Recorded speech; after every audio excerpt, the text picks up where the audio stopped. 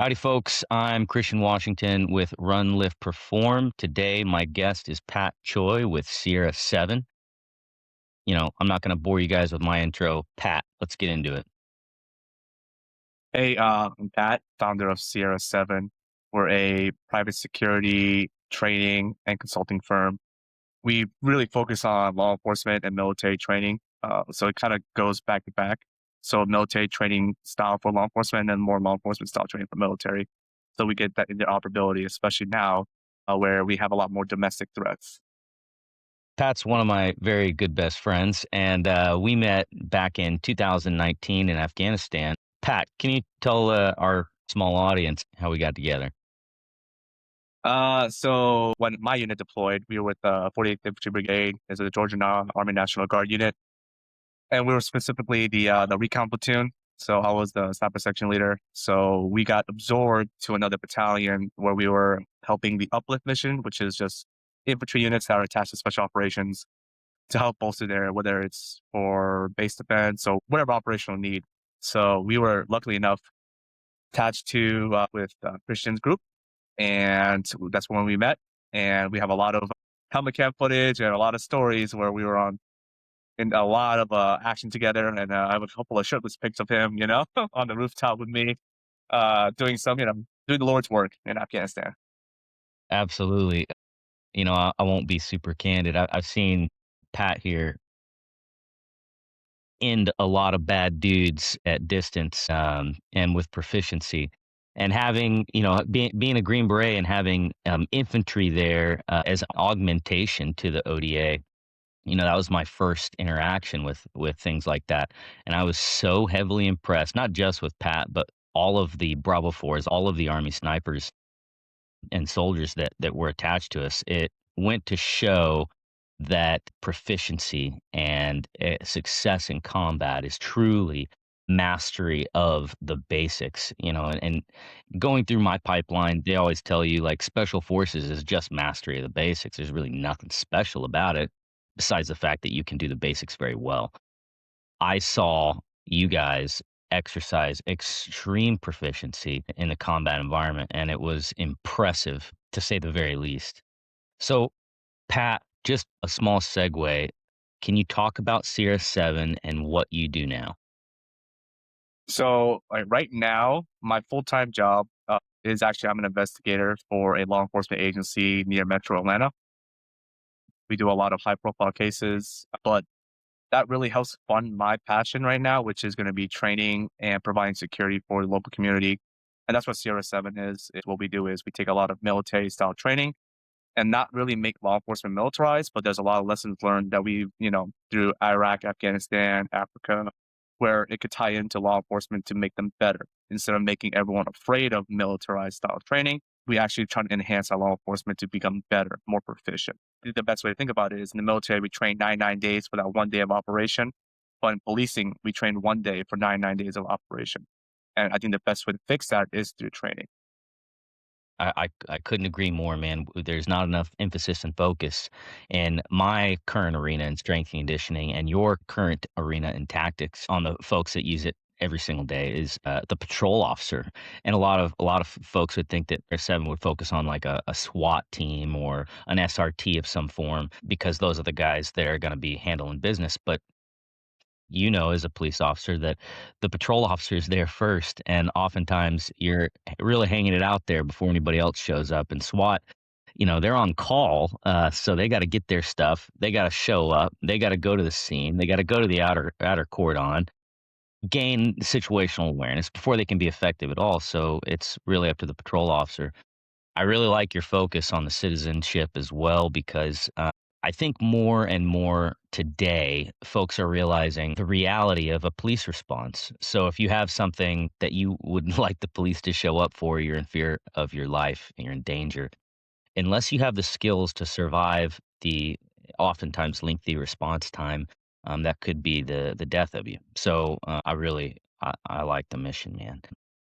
And when you asked me if I was interested in teaching with Sierra 7, the answer was because I know you and I know your mind and your angle and how you do want to improve folks, not just their skill set, but their outcomes in real situations. I was like, absolutely 100% yes, I'm on board.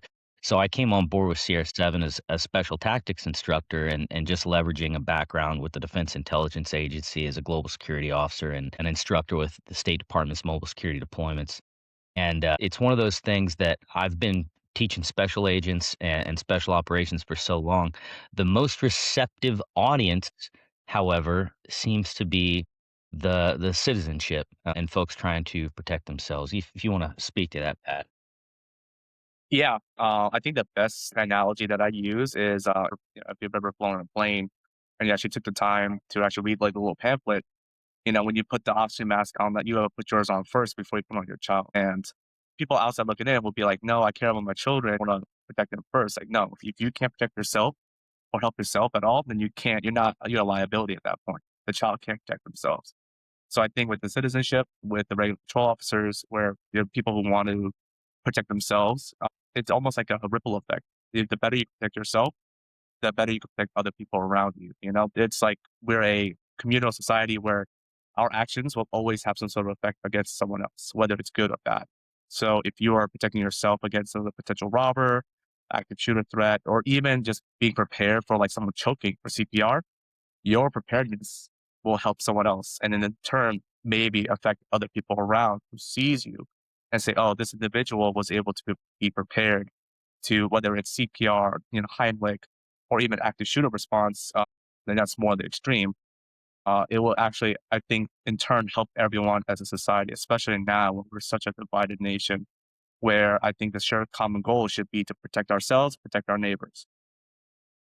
Well said, man. I can't tell you how many corporate gigs I've done on the active shooter front where I always intro myself and what we're attempting to do. As far as survivability goes, I don't need anybody to be John Rambo or Jason Bourne, go out there and eliminate the threat. I need to increase your survivability. And one of the first questions I ask folks is, what would you do if someone walked into this building and started firing rounds? And there's several good answers, there's several medium answers, and there's several bad answers. Yeah, But the problem is, by and large, that nobody has the same answer.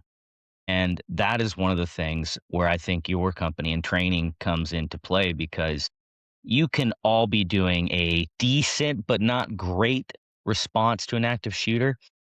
But if you're all doing the same thing, your response can be successful. We can increase survivability. If you're all doing something different, however, and we're not working together towards the common goal of survivability in the same way, then you can decrease survivability. So I like to tell folks having a plan, you're going to save more lives with good adherence to a plan than you ever will with individual actions. yeah, definitely 100% agree. And, whether it's tactic wise, like room clearing, there's a whole bunch of people out there with their 2 cents on room clearing, CQB, whatever. But at the end of the day, if the team is all doing one unified operation with the same mindset, I think that's way better than having the best tactics here or like a hodgepodge of tactics. But as far as the civilian populace goes, as long as they understand, like, hey, like we need to run hide fight. That's like the FBI's, mantra for active shooter. As long as they understand that, there should be some sort of shared understanding of how we can escape this active shooter. On top of the fact of understanding, if you see law enforcement, like don't try to help. Like your hands are up. If anything, just point towards a general direction. Like give them a little bit of that sensor where it's that helps the community, if that makes sense. Absolutely. Interesting. We did a study. I, I'll call it a study. It wasn't extremely formal or anything, but as far as processing and firing a shot in a shoot no shoot environment. So, on average, it takes a trained operator 2.1 seconds to process a room and deliver a fatal shot. Now, that's not saying Delta Force, they're a lot faster with things, but that's saying a seasoned veteran SWAT operator can process 2.1 seconds and deliver an effective shot on target. So that 2 seconds is often complicated with things like folks inundating that officer with information that he doesn't need or audible information, yelling, screaming. So when you encounter law enforcement, just understanding what is going through their mind as far as processing goes will enable you to interact with them in a more effective way that well increases your survivability and it also increases their ability to eliminate the threat. Yeah, definitely. And what's crazy is that none of this is secret. Like everything should be made public at the end of the day because this is like keeping and hoarding everything to yourselves is not really going to help the general public anyway. So it's better just to kind of speak about this. And now I think even more now, especially in America, they're practicing more of the active shooter drills. So I know actually almost all of our schools here in our county and neighboring counties, they do quarterly active shooter drills, and then they actually focus a lot more money into getting more sensors, more cameras, stuff of that nature. Even though it does feel kind of more restrictive, it's a different age now. We can't live off the past of, hey, back in my day, it used to be a lot safer or whatever. We can't go back to the past. We got to adjust. Just like AI, just like anything that comes along, like we just got to adapt and do the best we can to make whatever we start building up to be a better positive for the society as opposed to being a negative. Absolutely. Dude, I wanna hit on some synergies between my world and your world and some of the ideas we've come up with as far as bringing a measurable strength and conditioning and accuracy component or standard to the training delivered. And so one of the things I've worked on for a while is the Iron Mile, and it gives the participant 20 minutes to work up to a 1 rep max deadlift and then finish a 1 mile run for time. You don't have to begin the 1 mile as soon as you're done deadlifting, but the mile needs to be completed within the 20 minutes. Now, the reason those two measurements are utilized is because the deadlift is the most efficient way to measure full kinetic strength and power, the full kinetic chain. And then the mile is the most efficient way to measure aerobic and anaerobic capacity. So that number, plugging both those numbers in, it's your deadlift divided by your mile time in minutes, spits out a number, a coefficient, and that becomes your hybrid strength index. Now, that is a really cool format to both compete, but also make sure that your general physical preparedness program is accentuating the qualities you want. Now, if your deadlift and your mile for time are both progressing positively, then your general physical preparedness program for a hybrid athlete or citizen, military, fire, police, or rescue is going in the right direction. Now, if you are sacrificing your mile time the next time you test it in lieu of deadlift, that's more specificity. And that's fine. There's a place for specifics, but only 20% of a hybrid athlete's training should be in the specific zone. And so one of the things we're trying to convey is like hybrid athletics is not it's not tenable if you're trying to PR your marathon time and your deadlift or your squat. That's just not within our genetic wheelhouse. Very few of us, unless we are pharmaceutically enhanced, can pull that off. Now, Yeah. one of the things me and Choi are talking about is offering a shooting component. So the hybrid or the Iron Mile stays the same, but at the end of it, there is a shooting aspect of it for carbine and or pistol that gives you a measurable on where you're at under stress. I mean, you can imagine if you had to demonstrate maximal output of power and strength, followed by a mile run for time, and then you have to shoot. That's going to put you in a physiological place where performance flaws are highlighted and accentuated because of your physiological deficit. So, Choi, I'm going to let you jump in, give your 2 cents on what that shooting package might look like and where we would apply this in training. Because right now I think we're spitballing, but I think it's a cool concept that I'd really like to see to fruition. Yeah. And I think the best part of that is that deadlift is a functional movement that I believe everyone should be able to do. It's not about like obviously there's a goal weight that we want to go, whether it's like percentage of body weight, whatever the case may be, but it's open for everybody as well as the running is for everybody. I mean, minus pending any injuries and whatnot. So it's a good indicator even for a citizen to say, hey, I can go to a local gym. Let me see what my rep max is. Hop on the treadmill. Let me see what my 1 mile time is within 20 minutes. But now, if you add the shooting into it, it could also still tie into those citizens where it's like, hey, can I effectively shoot someone under stress if someone breaks into my house, depending on your state local laws? But whatever it's your life, it's your how you want to protect yourself. That's a good measurement to say, hey, under stress, would I be able to make that effective shot, as well as being able to process information? Like you said, average operator takes 2.7 seconds, and citizen will probably take a lot longer, especially if you don't train for it or if your mindset is it's never going to happen to me.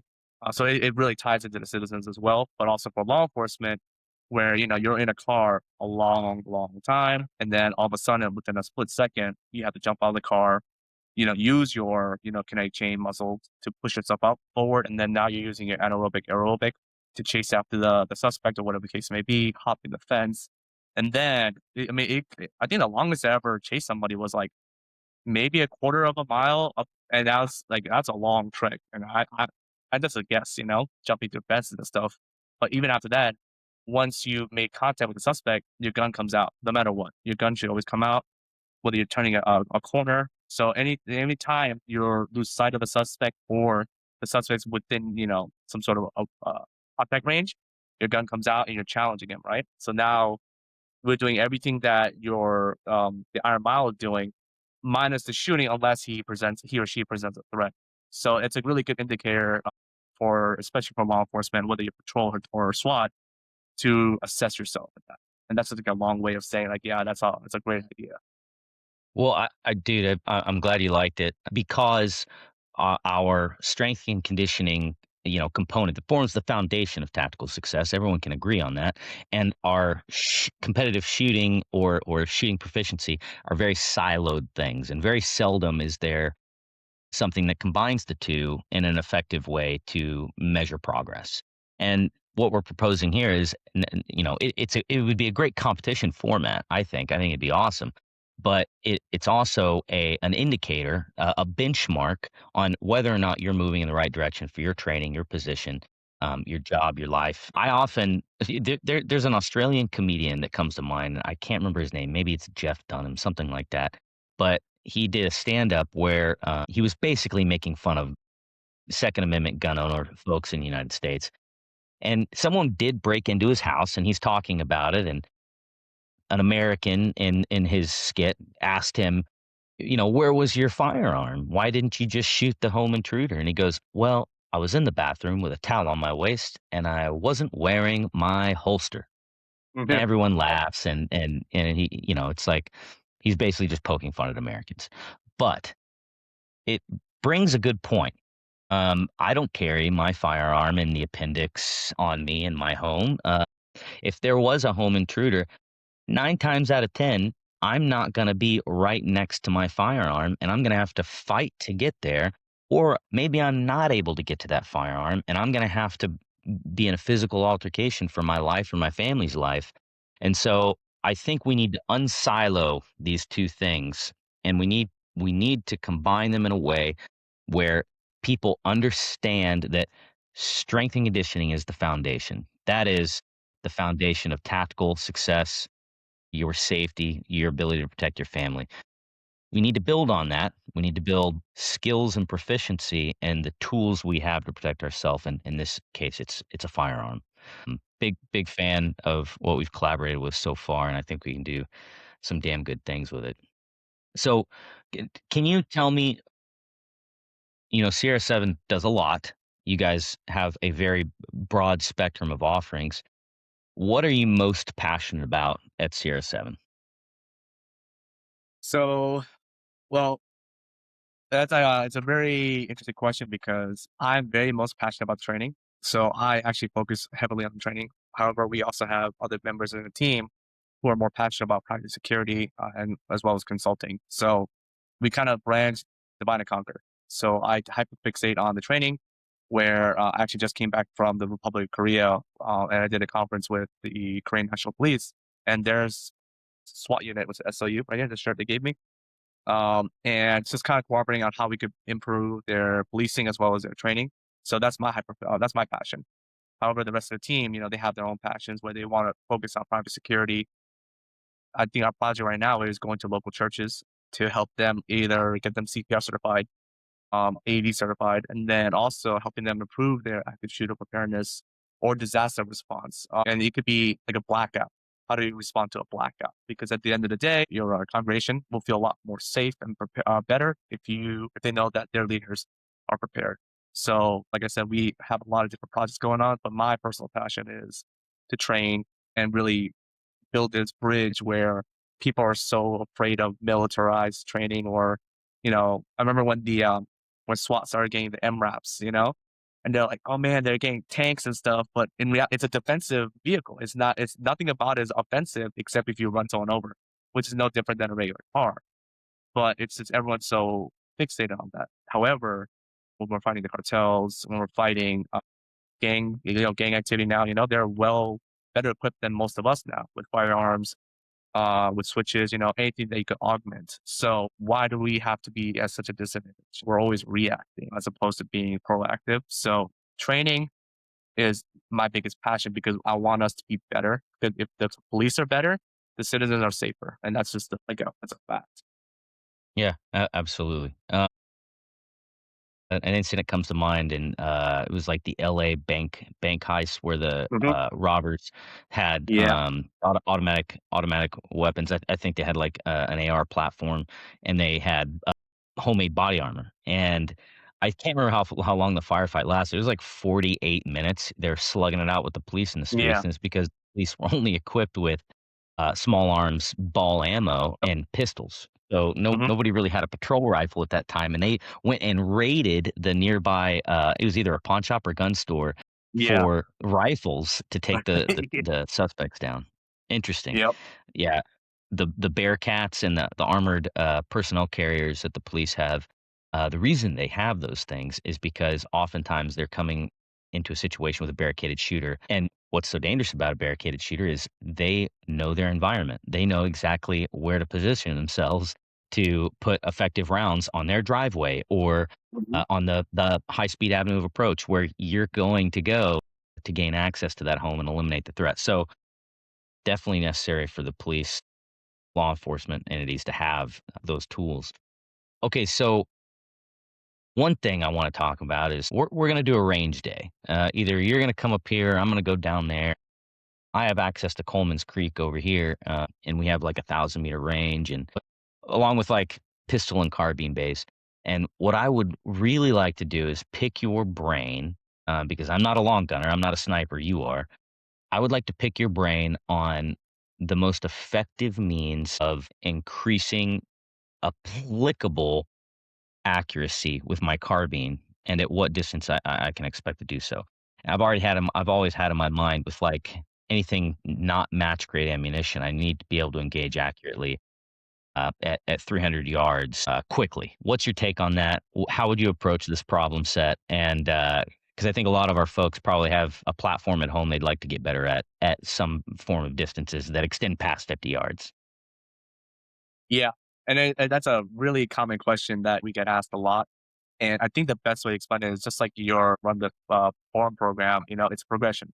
You're not there to just immediately shoot 1,000 meters or whatever the case may be. You have to find like the realistic progression system. The interesting about shooting long range is money. Money is always going to be money and facility, right? Because not everyone has access to a range going that far, as well as about matchmade ammo. You're talking about tripods, optics. At the end of the day, like find a reasonable goal. Like, hey, what is my end state if I want to be able to hunt better, right? You talk about 100, 150, maybe up to 200 yards, meters, depending on your terrain. So then we start working our way up there.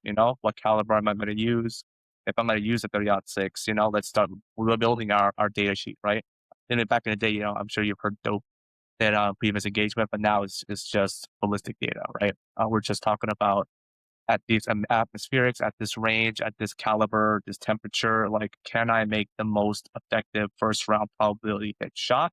Especially for hunting. If you miss that first shot, there's a good chance that the buck's going to run away, turkey, hog, whatever. So it's just one of those things where find that end state and a backwards plan, right? If I want to be able to hit a deer at 200 yards, 200 meters with my 30-06, my 308, let's start backwards planning. So, at this date, I want to be able to hit here. At this date, I want to be able to hit here. Because at that range, atmospherics and all that stuff doesn't really matter. But the idea is the thought process. Can I be able to sit still for that long, holding this tripod, holding my rifle in a deer stand or whatever the case may be? Can I go through all this thought process, this physical strain, which it is physically straining, depending on the position you're in. So a lot of that progression is what's going to help you become better to hit that target goal. If you're more tactical oriented, maybe working on different shooting positions at closer ranges and working way further out and understanding your holdovers and also understanding your gear, especially if you talk about police officers nowadays, they have more flexibility with how they can wear their equipment. Or if you're just a concerned citizen, like I want to be able to maximize my gear, maximize my positioning. And there's like a whole bunch of products out there that you could buy to help increase your positioning, like the what do you call the game changer is like a little sandbag, that attaches to your gun or whatever. But there's a lot of different ways. But I think the best way is to have attainable goals, backwards plan, and then kind of be more realistic about like, hey, if I want to shoot this far, get the basics down. Just like you said, SF is the masters at the foundation, and shooting is just understanding the foundation, the basics. And then once you reach past the 300, 500 meter mark, now you're talking about wind and all this other stuff. But stuff like that, I think is it's like if once you want to learn about it, like it's all out there. It's not a secret. Wind formulas and all this other stuff that you can learn. It's all like just out there. So yeah, I think like progression, like slow, steady progression. Absolutely, man. I don't want to forget before we sign off, and I still have a couple more topics, but we've been talking about CR7, and I haven't given anybody how to find you. So if a department, an agency, or a business is listening and wants what CR7 offers, how should they reach out? How do they find you? So the best way will be email. It'll be contact at sierra7.org. The seven is actually the number 7.org, like organization. Awesome, awesome. Uh, I love everything you're doing because you're bringing a skill set that is not easy to convey to a population outside of combat arms in the military, and you're bringing the lessons learned to an eager and receptive civilian population. And one thing that I like so much about our country in the United States is that anybody that would want to invade or would have the means to invade the United States has to take into account the amount of trained gun owners on U.S. soil. It would make everything extremely difficult to perform any kind of large scale invasion. If a country attempted to invade the United States, it would be the best days of so many rednecks' lives. Yeah. Uh, they would finally get to live out the dream of defending the homeland. So I really like that about our country is that we are trained, we are ready and willing to defend our nation and ourselves. So, but I wanna rewind just a little bit and talk about concepts that I've been mulling over with the Iron Mile and the shooting standard. So the Iron Mile, 20 minutes to perform a 1 rep max deadlift and then a mile for time. By the end of such an event, you're smoked. My idea is take a Bravo 8 target at 100 yards and you're given 10 rounds in the standing position. Ooh, yeah. Maybe that standing position at a 100-yard target rifle, and then 10 rounds at the standing position in the 15-yard range with a pistol. And we would somehow aggregate that data to spit out a hybrid strength index shooting score. So give me your take on it. We haven't scripted this or anything. I want to know your real feedback and what you would change, if anything. So that is like a good, like I guess like a medium range between law enforcement and then regular citizen, right? It's and also military as well. Like 100 is pretty much a standard to be zeroed, so you should really not have to too much worry about offset or point of aim shifts or whatever the case may be. So it's a good indicator to say, hey, under stress, let me just point this target or point my red dot or optic at the target, and then do the best I can to control my fundamentals to engage, with the 10 shots. And then 15 yards with a pistol is a challenging. It is challenging for most people. And I'm gonna be very honest. Like most people who do train pistols will probably only practice around the 7, maybe 10-yard mark, and that's just because people much rather fully, see the target as opposed to being that far away, especially when you're trying to PID they got a gun or not. So it's also gonna be that extra challenge of, "Hey, I'm controlling my breathing, getting my stance, my master grip, and my sight alignment at 15 yards." Now you really have to hone in on your fundamentals. So if you really mess up on your fundamentals, it'll definitely show on the 15-yard as opposed to a 10-yard or a 7-yard target. So it's a really good indicator to say, hey, am I mastering the fundamentals even under stress? Because at close range, you could just hammer away and not even have your eyes, your sight alignment done, and you could still be pretty much combat effective. But at 15 yards, you definitely need to slow down and really understand, like, do I have my fundamentals set, especially for 10 rounds? That's a long, if you really think about it, you get your gun out, you're acquiring your target, acquiring your sights, getting that grip in, and you're trying to hammer out these 10 rounds. At first, you're most likely you're thinking like, I'm gonna go slow, bam, bam, but then your adrenaline start pumping up, and now you're going more rapid. Trying to increase that cadence because you're under stress under time. So that's a really good measure of, hey, am I mastering the fundamentals? Because it should be more humbling as opposed to rewarding, if that makes sense. Because we should always be trying to improve ourselves, especially if we make all 10 hits. Sometimes most of us are competitive type A personalities. Shoot, my group was about, a 5-inch group. Let me break it down to 4, 3, 2, 1. So at the end of the day, I think it's a really good way to measure your output. Cool. Dude, I'm glad you like it. We'll see if we get any feedback after this podcast. If if folks have things to add. I mean, hell, as I'm saying it, like after the Iron Mile, doing standing 100-yard shots. Yeah. Me, Like, so baby. if I had a 5-inch grouping after that, I'd be pretty stoked. Um, but maybe it's positional. Maybe like 4 rounds standing, 3 rounds kneeling, 3 rounds prone in the rifle Mhm, would be a better realistic measurement of one's shooting ability than just standing. And then I think the pistol should remain standing without a positional difference. I like what you said about the 15 yards because you're like, yeah, most of the time pistol engagements 5 to 7 yards, fully PID a target, but at the 15-yard mark, you're testing fundamentals, which is really what I would want. Like, I'm testing fundamentals. And if your fundamentals are sound at 15 yards, you'll land rounds with a 9 mil on target. I think too often we place standards upon shooting and strength and conditioning that are in a vacuum. And really, we need both to act in synergy realistically. And there's not a lot of measurement that does that. Like if you go and do a CrossFit competition, you start with the open regionals and the games. Their goal is to test several different modalities of physical ability. And it takes a long time to test the bioenergetic pathways, your anaerobic capabilities. Different metcons are going to challenge different things and different strength movements and power movements. And so you go through this days and months of like these tests to figure out it's a sport more so than it is a mhm, diagnostic. And that's great. Love the sport. High rocks, I feel the same way. It's a sport, less a diagnostic.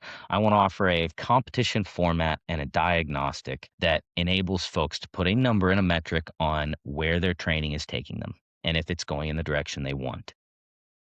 So I won't beat a dead horse about it. I think it's a cool concept, and I think we need to explore it. Pat, am I missing anything before we close out? I wanna be a good steward of Sierra 7, and I don't wanna miss anything that's worth talking about. no, I mean, we pretty much covered everything. I mean, we're really small, and we just started. Like, our team is like pretty much 4 or 5 people, with like-minded ideologies. We just started Instagram. We're trying to build it up. We're nowhere near you guys right now, but you started somewhere too, So, I look forward to doing more of these and have these engagements because one thing that is a detriment to myself is that growing up the way I grew up, we're more like reserved, and I got being a E7 in the guard still, like, a lot of my soldiers come up to me and they really want me to be more vocal, do more things with other people, kind of really put myself out there because if I do have these goals and ideas, I should be able to reach out to more people. And they're right, I should reach out more. It actually took a lot for me to even ask you for this podcast just because it's outside of my own nature to talk about myself. But it's great. I do appreciate it. And I do love these conversations where hopefully, we could get more engagement from other people because I love to learn, I love to discuss things. Because the one thing I hate about our community is that you got those groups where it's like it's either this way or no way, where you're more closed off, where you got the diehard fans of this type of tactics or this idea. But in reality, it's a community, we're American, like we should absorb all the tactics and kind of mold it to where we need to best fit. I think the best way to really describe it is that we have Georgia, I'm based in Georgia. You have mountains, and then you have swamps, and you have woods, and then you have urban. Just because one thing works in the urban side will not work up in the mountains of Dahlonega, So it's just one of those things where I think we can learn from each other and actually grow and hopefully make ourselves better as a community. Absolutely, dude. I totally dig it.